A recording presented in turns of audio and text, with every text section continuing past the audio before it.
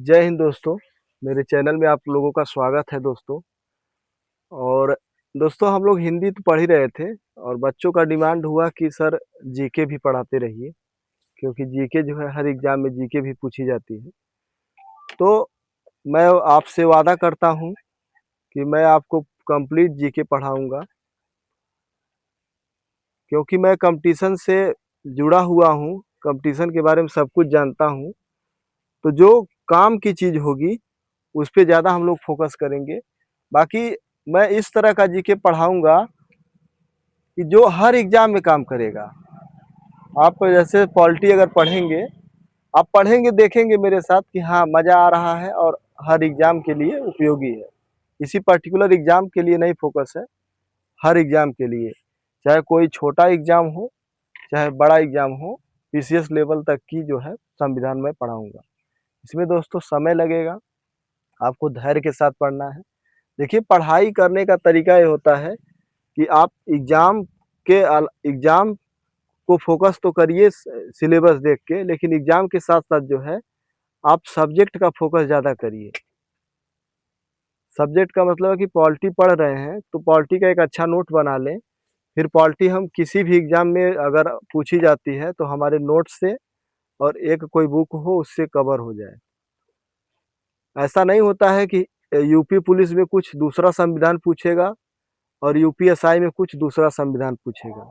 संविधान का निर्माण अगर टॉपिक दिया है सिलेबस में तो सब में वही पूछेगा, बस लेवल का अंतर होता है। तो मैं ऐसा लेवल बनाऊंगा जो आप जीरो लेवल का एग्जाम देंगे तो भी काम करेगा और हीरो लेवल का एग्जाम देंगे तो भी काम करेगा। बस आपको पेशेंस की ज़रूरत है। हाँ ये हो सकता है कि समय लग जाए जीके पढ़ने में, 6 महीना का समय लग सकता है। समय के ऊपर है कितना समय मैं दे पाता हूँ। ठीक है, आइए मैं शुरू करता हूँ। सॉरी। संविधान में जो है पहला टॉपिक है दोस्तों, संविधान का निर्माण। जैसे हम लोग जानते हैं दोस्त, जब हमारा देश गुलाम की बेड़ियों से जकड़ा हुआ था, उसके बाद हमको आज़ादी धीरे धीरे मिली, तो हमको महसूस हुआ कि अगर हमारे देश में कानून नहीं है तो कभी भी हम फिर गुलाम हो सकते हैं। इसलिए जो है संविधान निर्माण की बात चलने लगी कि हमको ठीक है आज़ादी तो मिल रही है, आज़ादी के साथ साथ हम जो है कानून में बंधने चाहिए। तो इसीलिए जो है संविधान की मांग उठने लगी। क्या उठने लगा? संविधान की मांग उठी कि हमको जो है एक संविधान दीजिए। तो अब इसमें देखिए सबसे पहले एक एम.एन. राय थे, जिन्हें संवैधानिक सलाहकार कहा जाता है।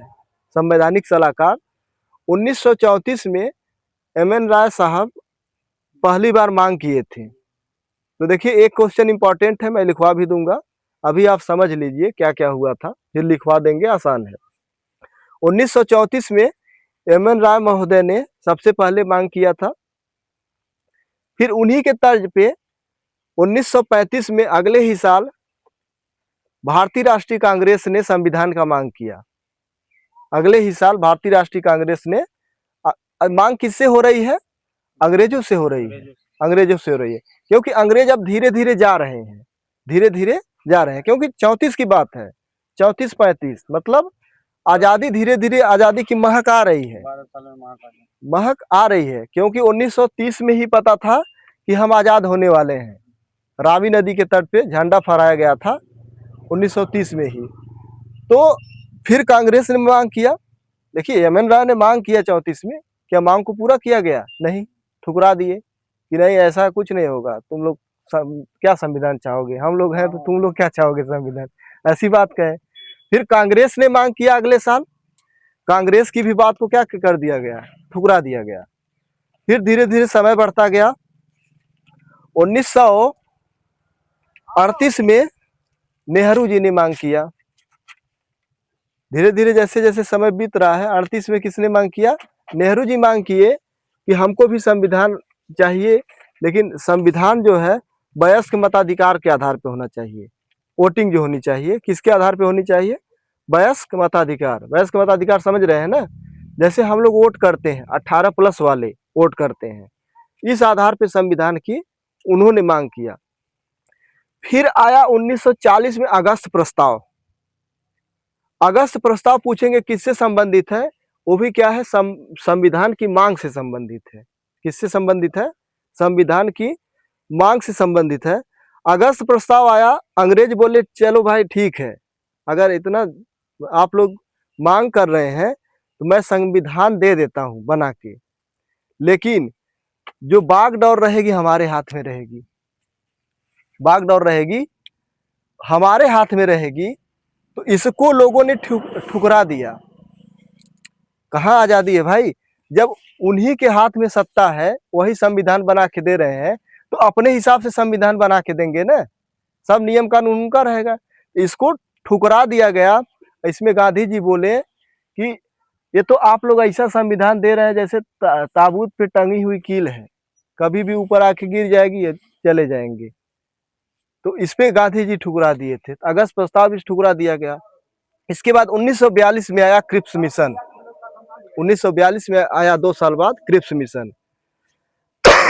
क्रिप्स मिशन जो था, वो जो क्रिप्स था वो मतलब हेड था, इसीलिए क्रिप्स मिशन नाम दिया गया। वहां से भेजा गया कि आप जाइए और जो उनकी डिमांड है पूरा कीजिए। तो क्रिप्स मिशन की बात को भी ठुकरा दिया गया, क्योंकि उसमें भी बहुत सारी कमियां थी। और मुख्य कमी ये थी कि मुस्लिम जो लोग हैं, मुस्लिम लीग है, वो बहिष्कार कर दिया। क्योंकि मुस्लिम लीग जो है, मोहम्मद अली जिन्ना चाहता था कि हमारा जो संविधान बने वो अलग बने, क्योंकि वो बंटवारे की बात कर रहा था। तो वो चाह रहा था कि 2 संविधान हो, एक कांग्रेस का अलग संविधान हो और मुस्लिम लीग का अलग संविधान हो। तो वो भी ठुकरा दिया गया, मुस्लिम लीग वाला, मतलब क्रिप्स मिशन वाला ठुकरा दिया गया। क्या कारण था? क्योंकि मुस्लिम लीग मना कर दिया। मुख्य कारण यही था, मुस्लिम लीग मना की। उसके बाद आया 1946 में कैबिनेट मिशन। कौन आया? Cabinet mission. कैबिनेट मिशन की बात को स्वीकार किया गया। अगस्त प्रस्ताव भी ठुकराया गया, क्योंकि अगस्त प्रस्ताव में क्या लिखा था कि सब कुछ हमारे हिसाब से चलेगा। चलिए आप लोगों को कानून दे देते हैं, सब कुछ हमारे हिसाब से चलेगा। जैसे मैं आप लोगों के लिए नियम कानून बना दूं हमारे हिसाब से, लेकिन नियम चलेंगे तो आपको अच्छा लगेगा? आप कहेंगे कि सर नियम बनाइए, लेकिन हमारा भी उसमें होना चाहिए भूमिका। हमारे हिसाब से चीजें चलनी चाहिए, खाली आपके हिसाब से नहीं। अगर हमारे हिसाब से चलेगा तो आप तानाशाही हो जाएंगे। हम कहेंगे इसको गोली मार देंगे तो कोई सजा नहीं होगी, भाई हम अपना नियम बना दिए हैं। तो 1946 में आया दोस्त क्या? Cabinet mission. कैबिनेट मिशन आया, वहां से संविधान की जो है मांग को स्वीकार किया गया। संविधान जिस हिसाब से चाह रहे थे हम लोग, उसी हिसाब से डिमांड किए और उस डिमांड को वो लोग पूरा किए। इसीलिए 1946 वाले जो है कैबिनेट मिशन को स्वीकृति मिली। तो सबसे पहले अब देखिए 1946 में जो है स्वीकृति मिल गई। अब उस समय स्थिति क्या थी? एक ब्रिटिश का शासन था और एक जो है देसी रियासतें थी, छोटे मोटे राजा महाराजा थे जो स्वतंत्र नहीं थे, ब्रिटिश के अंतर्गत ही आते थे, लेकिन उनकी देसी रियासतें हुआ करती थी। तो 2 आधार पे जो है चुनाव हुआ। 389 सीटों पर चुनाव हुआ। कितने सीटों पर? याद रखिएगा, मैं सब कुछ लिखवाऊंगा अभी। अब अभी आप भूमिका जान लीजिए। 389 सीटों पर चुनाव हुआ। उसमें से 296 जो है ब्रिटिश भारत के लोग थे। 296 लोग कितने थे? ब्रिटिश भारत के। ब्रिटिश भारत का मतलब समझ रहे हैं ना? ब्रिटिश भारत का मतलब जहां पर ब्रिटिश का शासन हो, जहां पर ब्रिटिश का कंट्रोल हो। 296।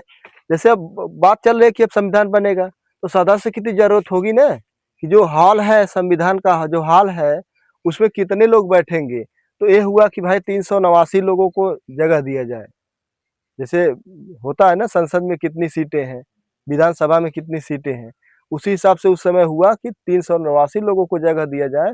और 296 लोगों को ब्रिटिश भारत से आएंगे, 296 लोग ब्रिटिश भारत से आएंगे जहां ब्रिटिश का कंट्रोल है, क्योंकि मैक्सिमम जगह ब्रिटिश का कंट्रोल था।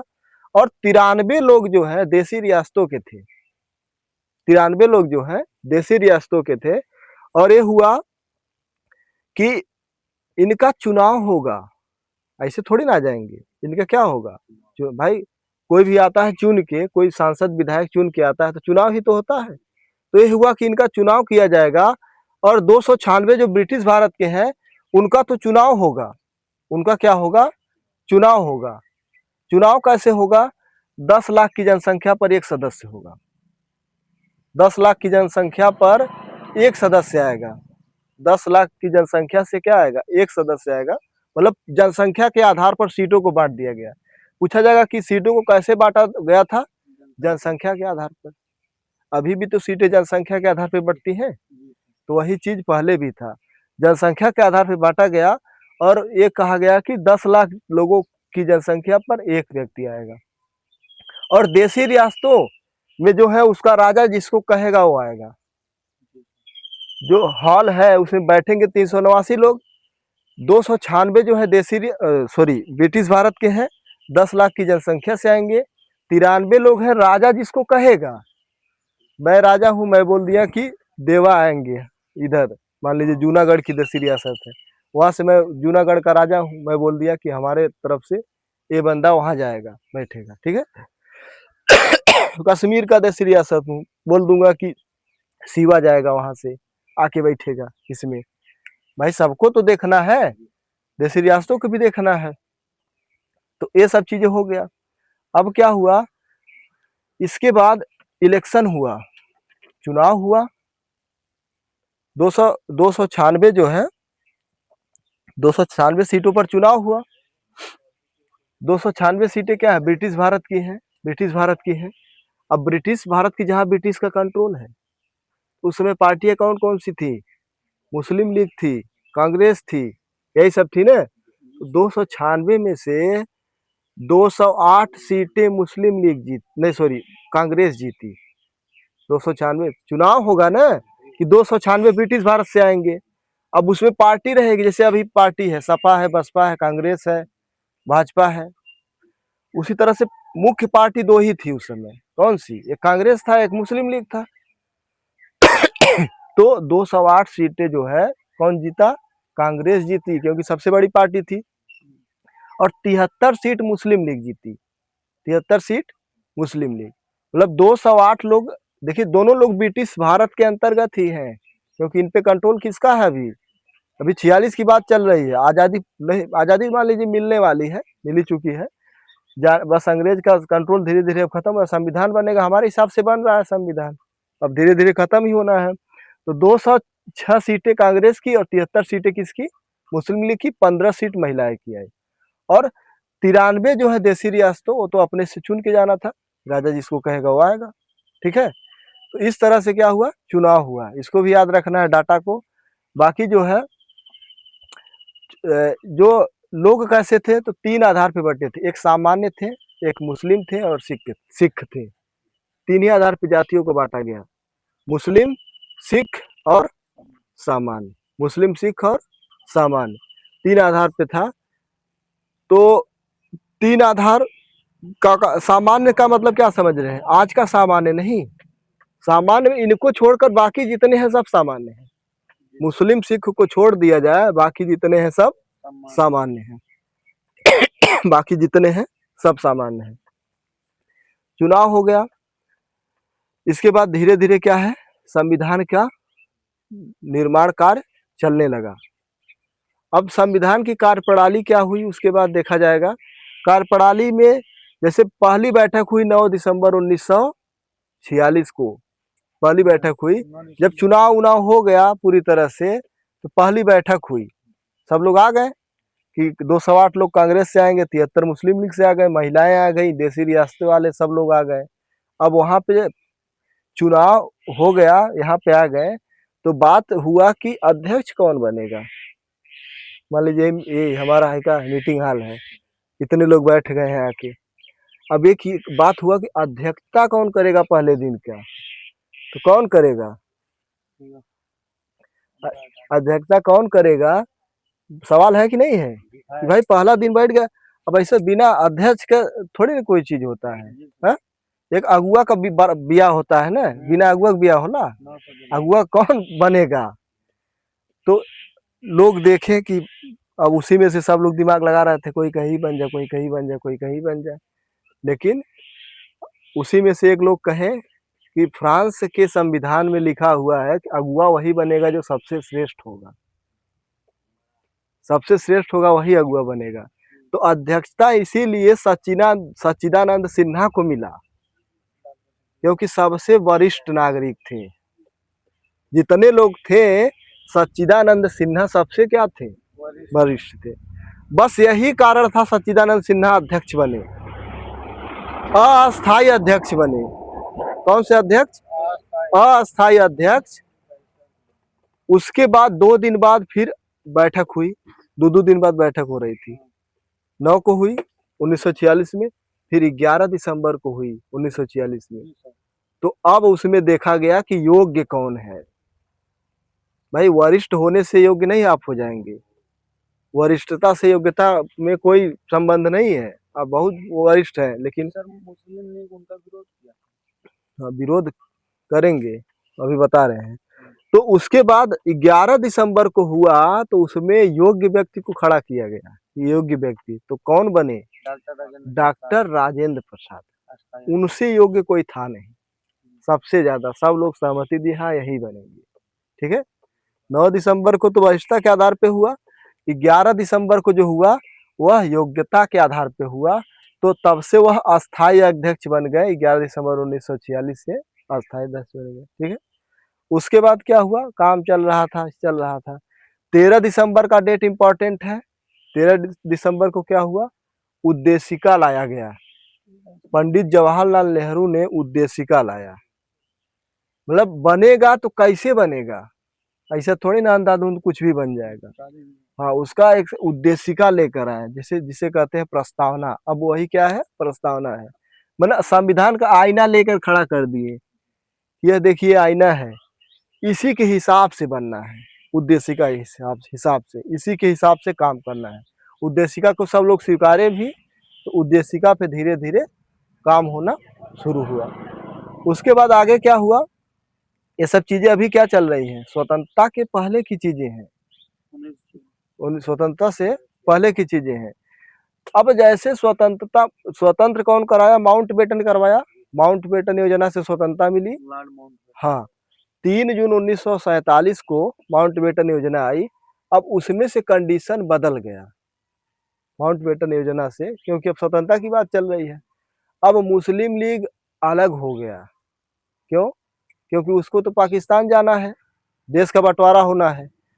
तो 1947 से क्या हुआ? मुस्लिम लीग अलग हो गया। तो अगर आप पूछा जाए कि क्या संविधान सभा में मुस्लिम लीग था कि नहीं था? पहले था, बाद में अलग हुआ, बाद में क्या हुआ? अलग हो गया। दूसरी बात, माउंटबेटन में हुआ कि जो संविधान बनेगा संप्रभु संविधान बनेगा। संप्रभु संविधान का मतलब है कि यहाँ ब्रिटिश का कोई भी नियम नहीं थोपा जाएगा। हम लोग संप्रभु कानून बनेगा। 1947 का योजना था, उससे हुआ कि संप्रभु कानून बनेगा। इसमें ब्रिटिश का कोई भी बात नहीं थोपी जाएगी, हम लोग स्वतंत्र हैं बनाने के लिए। और 1947 में जब अलगाव हो गया, तो जो संविधान बन रहा था, एक तो मुस्लिम लीग अब नहीं है, और इसमें क्या हुआ? संप्रभु कानून की बात आ गई कि हम लोग अपने हिसाब से बनाएंगे, ब्रिटिश का इसमें कोई भी नियम लागू थोपा नहीं जाएगा। और इसमें हुआ कि 2 प्रकार से चीजें बनेंगी। एक कानून वाले लोग अलग रहेंगे, काम करेंगे, और विधि वाले, विधायिका और एक कानून वाले, दोनों पे काम होगा। ठीक है, लॉ अलग बनाएंगे और विधायिका जो है विधि वाला चीज अलग बनेगा। ठीक है, ये सब चीजें मिलजुल कर आई। अब इसमें आपसे सवाल पूछे कि जो संविधान सभा था वो क्या थी? चुनी हुई थी कि आंशिक रूप से चुनी हुई थी? आंशिक रूप से चुनी हुई थी। ऐसा क्यों कह रहे हैं? ऐसा इसलिए कर रहे हैं क्योंकि कुछ लोग मनोनीत आए थे, देसी रियासतें तो मनोनीत आई थी, और जो है बाकी जो है ब्रिटिश भारत के लोग चुने गए थे। अगर क्वेश्चन आ जाए कि संविधान सभा जो थी आंशिक रूप से चुनी थी और आंशिक रूप से मनोनीत थी, आंशिक रूप से चुनी और आंशिक रूप से मनोनीत थी। दूसरी बात, अगर पूछा जाए कि संविधान सभा में महात्मा गांधी थे, नहीं, अभी कहीं मैं जिक्र किया हूँ? नहीं, नहीं, महात्मा गांधी नहीं थे। संविधान सभा में महात्मा गांधी नहीं थे, उनकी कमी खली थी, संविधान सभा में कहीं नहीं बैठे थे। उसका कारण था, तो अलग अलग कारण बताते हैं। कारण यही था कि जो है मुस्लिम लीग जो है हमेशा चाह रहा था कि हमको अलग चाहिए, और गांधी जी दोनों के समर्थक थे, हिंदू मुस्लिम के। तो गांधी जी कहे कि ऐसी सभा में मैं नहीं बैठूंगा जहाँ पे दोनों लोगों में मतभेद हो। तो आजादी क्यों मिली? इसीलिए जो है इस सभा में वो नहीं बैठे थे। तो कभी कभी पूछता है कि गांधी जी थे कि नहीं थे, ठीक है ना। कुछ डेट और इम्पोर्टेंट है यहाँ तक कि अगर बात करें, जैसे 22 जुलाई 1947 झंडा को अपनाया गया। 22 जुलाई 1947 को झंडा को अपनाया गया। 24 जनवरी 1950 का दिन इम्पोर्टेंट है। राष्ट्रीय गान, राष्ट्रीय गीत और राजेंद्र प्रसाद राष्ट्रपति बने थे 1950 में, ठीक है ना। ये सब डेट जो है इम्पोर्टेंट। तो यहाँ तक एक बार जो है लिख लिया जाए, यहाँ तक दोस्तों लिख लिया जाए। समझ में आ रहा है ना? समझ में आएगा आपको, हर एक चीज समझ में आएगा।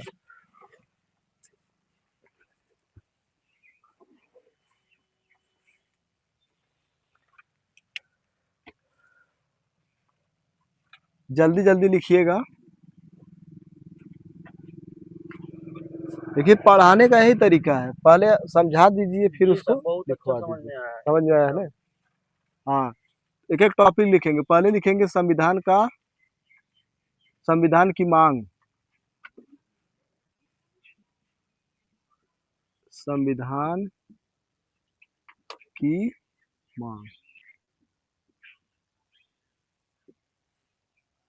संविधान की मांग। तो जो मांग उठी कैसे?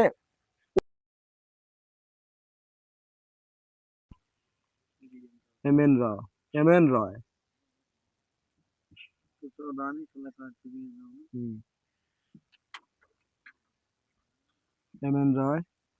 1935 में आईएनसी समझ रहे हैं ना? Indian national Congress, Indian national Congress. और फिर 1940 में आ जाइए, चाहे 1938 की बात देख लें। नेहरू ने वयस्क मताधिकार के आधार पर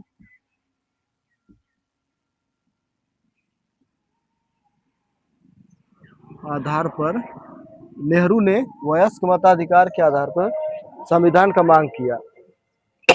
नेहरू ने 1940 में आया कौन? अगस्त प्रस्ताव। अगस्त प्रस्ताव कब आया दोस्तों? 1940 में आया। और 1942 में आया क्रिप्स मिशन। कौन आया? क्रिप्स मिशन 1942 में आया, क्रिप्स मिशन। और जो है यहाँ तक तो ये सब जो है जितनी भी मांगे हुई क्या है, अभी भी ये अस्वीकार है, अस्वीकार है। हम लोगों ने इसको स्वीकार नहीं किया, इसको, इस मिशन को भी 1940 को भी स्वीकार नहीं किया। अब आया मेन 1946 में कैबिनेट मिशन।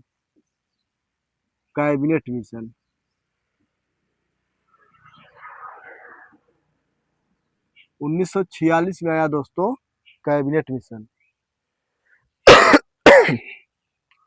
जिसको स्वीकार किया गया इसमें 3 सदस्य थे, याद है आपको? सर स्टेफोर्ड क्रिप्स, हो गया ना? Sir Stafford Cripps, AB Alexander, AB Alexander, Pethick Lawrence, Pethick Lawrence.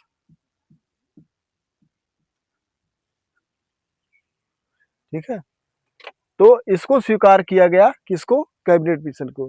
देखिए जितना भी मैं लिखवा रहा हूँ इम्पोर्टेंट है, एक भी चीज बिना इम्पोर्टेंट की नहीं है, सब इम्पोर्टेंट चीज है। तो संविधान के निर्माण में बस यही चीज देखना है आपको। इसके बाद है संविधान का गठन, अगला हेडिंग डाल लेंगे संविधान का गठन। संविधान का गठन दोस्तों, संविधान का गठन।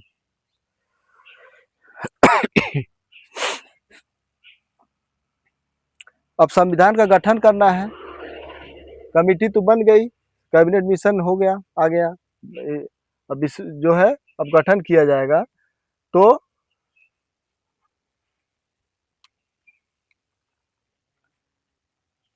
लिखेंगे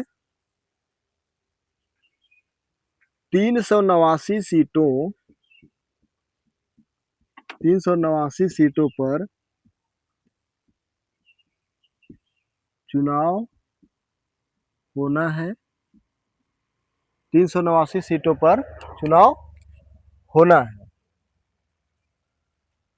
389 सीटें जो बटी हैं दोस्तों, मैं बताया हूं अभी आपको कैसे बटी हैं। 296 प्लस 93, दोनों जोड़ेंगे 389 हो जाएगा। 93 389 हो जाएगा। 296 जो है वह क्या है? ब्रिटिश भारत के दोस्त। और 93 जो है ये क्या है?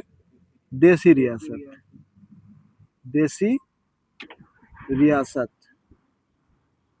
93 जो है दोस्त देसी रियासतें हैं, 93 जो है देसी रियासतें हैं। अब यहाँ पे देखना है जो ब्रिटिश भारत है, इसका मतलब क्या है? जहाँ पे ब्रिटिश का नियंत्रण है, जहाँ पे ब्रिटिश का नियंत्रण है। देसी रियासत का मतलब है जहाँ पे राजाओं का नियंत्रण है, जहाँ पे राजाओं का नियंत्रण है। इसका तो होगा क्या? चुनाव। इसका होगा चुनाव। 296 सीटों का क्या होगा? चुनाव होगा। और देसी रियासतें क्या होंगी? राजा अपने सदस्य को भेजेंगे, अपने सदस्य को मनोनीत करेंगे, मनोनीत करेंगे। अपने सदस्य को क्या करेंगे? मनोनीत करेंगे।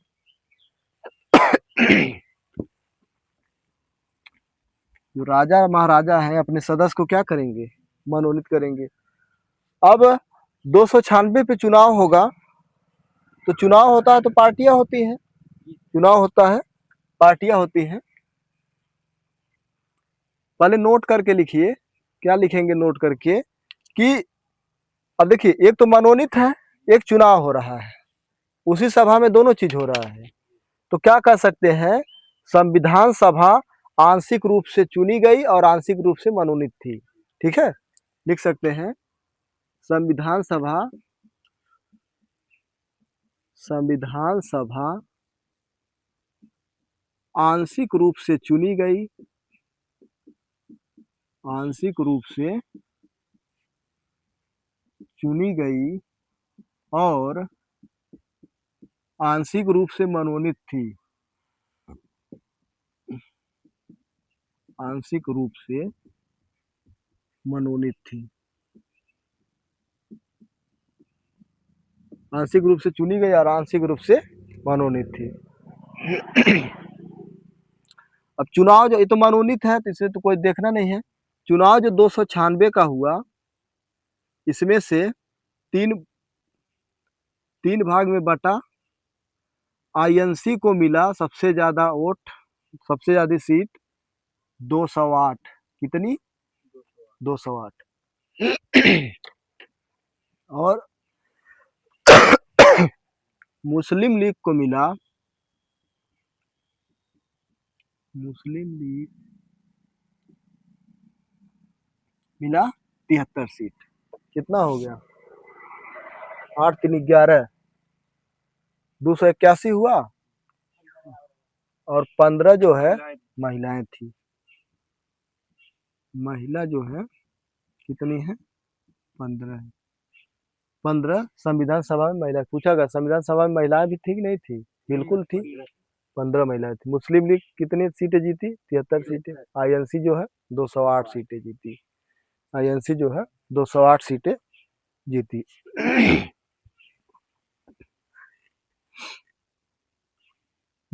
आईएनसी जो है 208 सीटें। तो गठन में बस इतना आपको ध्यान देना है, ठीक है, कैसे कैसे बंटवारा हुआ। अगली हेडिंग है संविधान की कार्यप्रणाली।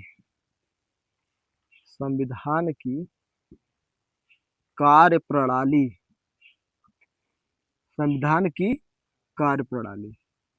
कार्यप्रणाली मतलब जो बैठक होना है, कब हुआ, क्या हुआ, कैसे हुआ। तो संविधान की कार्यप्रणाली में देखेंगे कि जो है पहली बैठक, पहली बैठक 9 दिसंबर 1946। पहली बैठक जो हुई 9 दिसंबर 1946 को हुई। अस्थायी अध्यक्ष बनाए गए दोस्त कौन?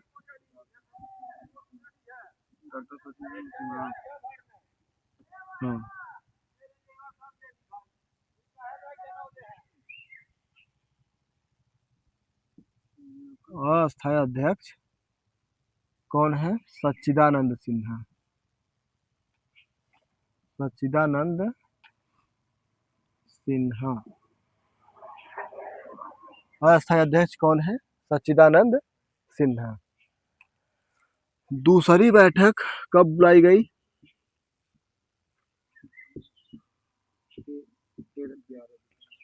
11 दिसंबर 1946। 11 दिसंबर 1946। अस्थायी अध्यक्ष, अस्थायी अध्यक्ष जो है,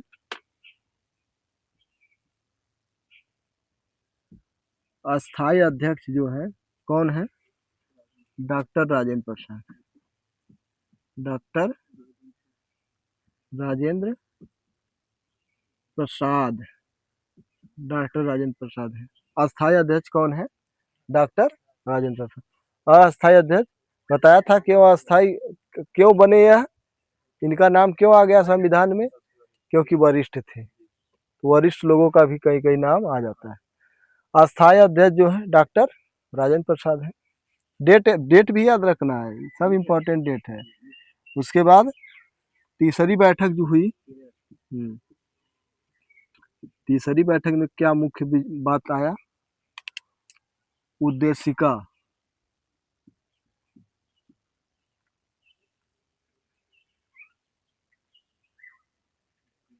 में ऐसे लिखेंगे, पंडित जवाहरलाल नेहरू के द्वारा, नेहरू के द्वारा उद्देशिका को, उद्देशिका को लाया गया। उद्देशिका को लाया गया। पंडित जवाहरलाल नेहरू के द्वारा उद्देशिका को लाया गया, मतलब जो तय करेगा कि संविधान किस कैसा बनना चाहिए। उद्देशिका को लाया गया। किस उद्देशिका मतलब उद्देश्य, किस किस उद्देश्य के लिए संविधान हमारा बन रहा है, तो ये भी इम्पोर्टेंट है। उद्देशिका को लाया गया, ठीक है।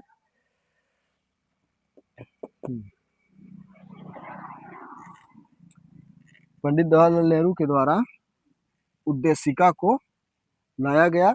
अब इसके बाद मैंने क्या बताया, तो यहाँ तक ठीक है। अब इस पे काम चल रहा है। संविधान धीरे धीरे, उद्देशिका मिल गई हमारी, संविधान धीरे धीरे क्या हो रहा है, बन रहा है। उसी में क्या हो गया, अब मुस्लिम को अलग जाना था, मुस्लिम को क्या करना था, अलग जाना था, पाकिस्तान जाना था, देश का बंटवारा होना था।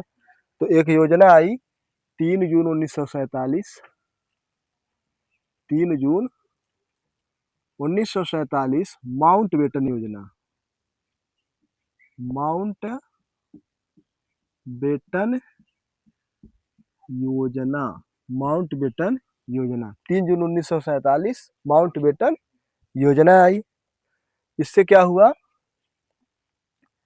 देश का बंटवारा हुआ, देश का बंटवारा हुआ। इससे हुआ देश का बंटवारा, इससे हुआ देश का बंटवारा। 2 देश बटे, भारत और पाकिस्तान। तो मुस्लिम लीग उधर चली गई। अब इससे क्या हुआ इसकी मुख्य बातें जो है, मुस्लिम लीग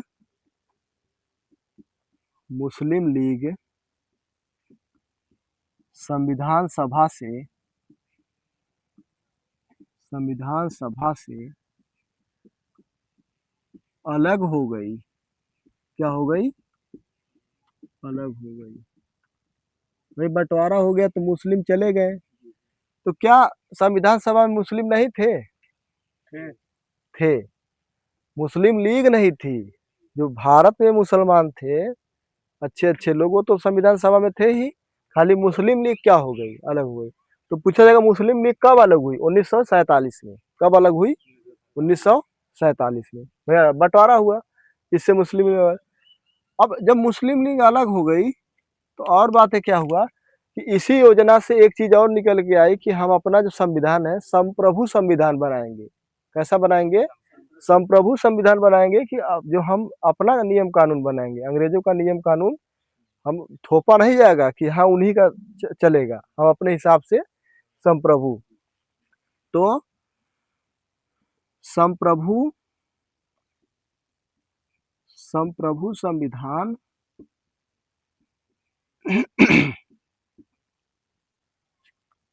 बनाने की बात आई,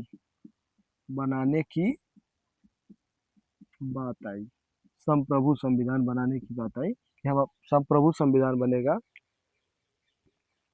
और विधायिका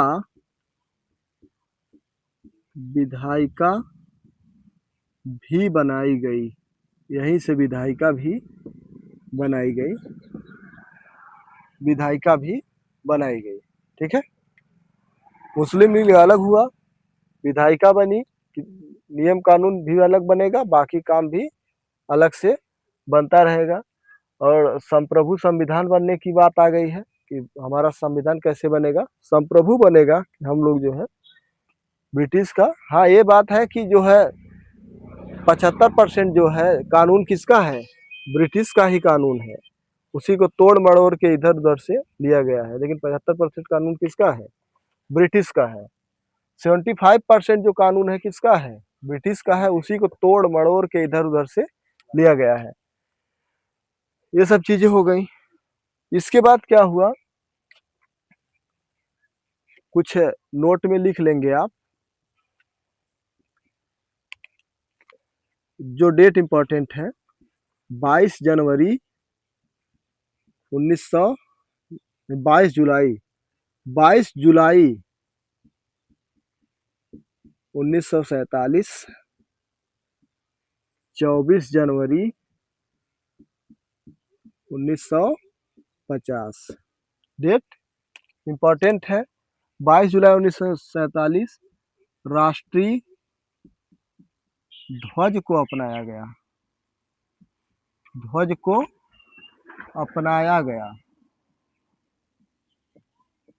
इससे पहले इसको राष्ट्रीय दर्जा नहीं मिला था, ध्वज तो था लेकिन अपना लिया गया कि हमारा ध्वज जो है राष्ट्रीय ध्वज यही है। जान ही रहे हैं कि कौन सा राष्ट्रीय ध्वज है। 24 जनवरी 1950 तीन चीज हुआ, राष्ट्रीय गीत को अपना लिया गया, गीत। राष्ट्रीय गीत कौन सी है हमारी? वंदे मातरम राष्ट्रीय गीत को अपना लिया गया। राष्ट्रीय गान को अपना लिया गया। राष्ट्रीय गान क्या है अपना? जनगण मन। और जो राष्ट्रपति बने, इसी दिन राष्ट्रपति बने कौन? डॉक्टर राजेंद्र प्रसाद। राजेंद्र प्रसाद इस समय वो राष्ट्रपति बने। ठीक है, डॉक्टर राजेंद्र प्रसाद जो है, ये डेट इंपॉर्टेंट है, याद रखना है। तो यहाँ तक हुआ। अभी संविधान जो है अभी बन के तैयार नहीं हुआ है। अभी कहाँ तक हम लोग पहुँच गए हैं कि मुस्लिम लीग अब अलग हो गई है, वहाँ तक पहुँच गए हैं। ठीक है दोस्तों, यहाँ से हम जो है कंटिन्यू आगे क्लास करेंगे। आप देखिए आपको ये क्लास कैसी लगी है। अच्छी लगी तो लोगों को भी बताइए, और इसी तरीके से जीरो से हीरो तक हम पढ़ाएंगे। ठीक है, जय हिंद जय भारत।